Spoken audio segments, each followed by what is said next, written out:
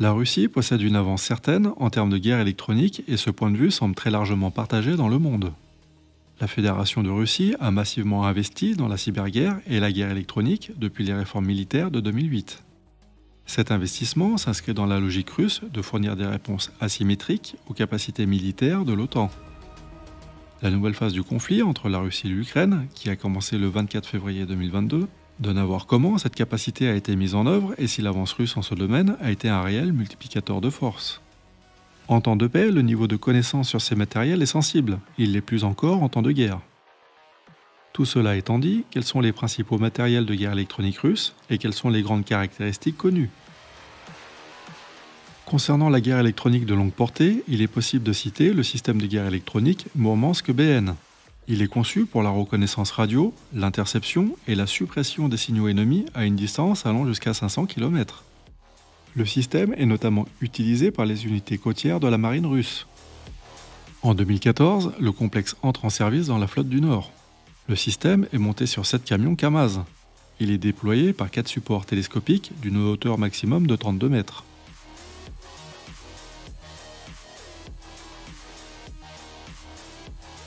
La famille de systèmes de guerre électronique Krasuka a pour mission de participer à la sécurité des postes de commandement, des systèmes de défense aérienne, des installations stratégiques de type industriel, administrative ou politique.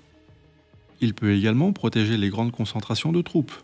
Le système analyse les signaux et affecte les radars ennemis avec un rayonnement parasite. Il aveugle les satellites espions, les radars au sol et les systèmes aéroportés de type AWACS. Le développement des systèmes 1RL257 Krasuka 4 et 1L269 Krasuka 2 est réalisé de manière concomitante à partir du milieu des années 1990. Les essais d'état des systèmes se terminent en 2009. Les premières stations Krasuka 2 ont été livrées aux forces armées russes en 2012. Les premiers Krasuka 4 sont livrés en avril 2013. Les systèmes diffèrent notamment par la technologie utilisée. Le Krasuka 2 est fabriqué à partir d'équipements analogiques quand le Krasuka 4 est fabriqué à partir d'équipements numériques. Les châssis utilisés sont également différents. Concernant les autres différences, il ne faut pas oublier que ces matériels sont stratégiques, donc beaucoup de caractéristiques sont classifiées. On peut cependant ajouter que le Krasuka 4 pourrait couvrir une zone allant jusqu'à 300 km.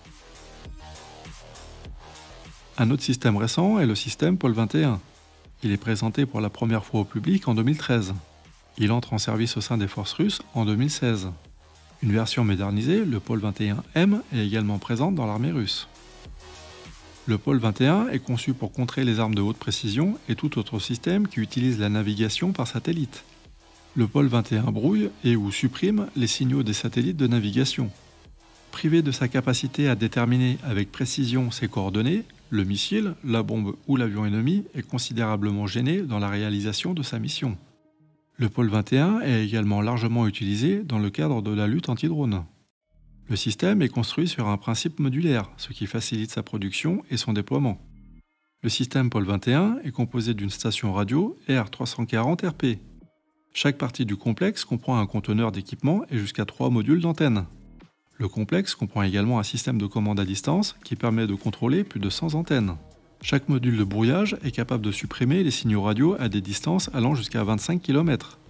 Avec un emplacement optimal, un complexe de 100 poteaux d'antenne peut couvrir une superficie de 150 x 150 km. Le système Pol 21 fonctionne dans un environnement interarmes. Les unités de guerre électronique travaillent dans le cadre de groupes tactiques de la taille d'un bataillon pour lui fournir une protection contre les drones. Le Pol 21 est un système spécialisé sur la réalisation de tâches précises. Il a donc été conçu pour fonctionner avec d'autres systèmes complémentaires comme la station de brouillage Zytel. Autre système de brouillage, le RB301B. Il entre en service au sein des forces russes en 2013. Le RB301B peut être monté sur un châssis de type MTLB. L'ensemble du système repose sur plusieurs véhicules. Le RB301B est une profonde modernisation du RB330B. Il est conçu pour effectuer la reconnaissance radio et le brouillage radio des lignes de communication radio HF, VHF terrestre et aéronautique et des terminaux de communication cellulaire. Il peut mettre en œuvre une large gamme de fréquences de brouillage électronique. Le système est automatisé sur de nombreuses tâches. Les matériels plus anciens sont également présents sur la ligne de front. Le R330ZH Zytel est entré en service au sein des forces russes en 2008. Il est capable de brouiller les systèmes radio des équipements grand public à une distance maximum de 50 km. Concernant les équipements militaires, la portée maximum serait comprise entre 20 et 25 km. Concernant les derniers développements, il est possible de citer le Samarkand, le Palatin et le Div-Moroye. Concernant le Samarkand, il existe peu de détails en source ouverte. Il serait en service depuis 2018. Il aurait été déployé dans l'enclave de Kaliningrad le 28 octobre 2018. Il est également en service en Biélorussie et dans la flotte du Nord. On sait également que des spécialistes de la flotte de la Baltique ont été formés pour travailler sur ce complexe. On suppose que le système est capable de générer des brouillages complexes, notamment pour la navigation par satellite. Il participe activement à la protection des installations stratégiques navales russes, comme le secteur de Mourmansk. Le système Palantin entre en service au sein des forces russes en 2019. Le Palantin est conçu pour supprimer les systèmes de communication radio ennemis, ainsi que pour effectuer des reconnaissances électroniques. Le système a une portée de plus de 20 km.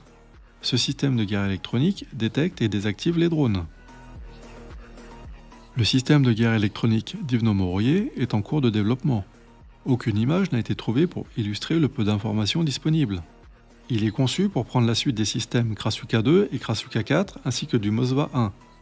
Il est prévu que le système soit installé sur un seul véhicule, ce qui au total représente une grande économie de moyens et de personnel. Le Div-Moroye est entièrement automatisé.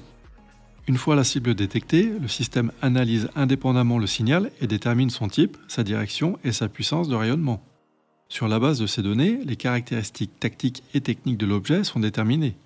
Ensuite, le système élabore un plan de suppression et sélectionne de manière indépendante le type d'interférence la plus efficace. Enfin, cette vidéo, publiée le 16 décembre 2023, illustre le système de guerre électronique Moskva 1. Le système scanne l'espace aérien et après avoir détecté des équipements ennemis, il transmet les données au système de défense aérienne et de guerre électronique qui devront neutraliser les cibles. Contrairement au radar conventionnel, le Moskva 1 fonctionne en mode radar passif. Il capte le rayonnement de la cible tout en restant invisible pour l'ennemi. Le système peut également détecter les obus ennemis. La station radar passive peut voir le rayonnement des avions et des missiles de croisière à 400 km de distance. Tous les systèmes sont montés sur 3 véhicules Kamaz. Il ne faut pas oublier que dans le cadre des opérations russes menées en Ukraine, des systèmes de guerre électronique ont également été installés sur des véhicules blindés. Un épisode a été consacré à ce sujet. Le lien est dans la description. Toujours dans la description est présent le lien vers le premier épisode consacré au rétexte de la guerre électronique russe sur le théâtre ukrainien. Si cette vidéo vous a plu, le pouce en l'air fait toujours plaisir, tout comme l'abonnement à la chaîne. Vous pouvez également partager la vidéo. Merci pour votre visite et à bientôt sur LTDO.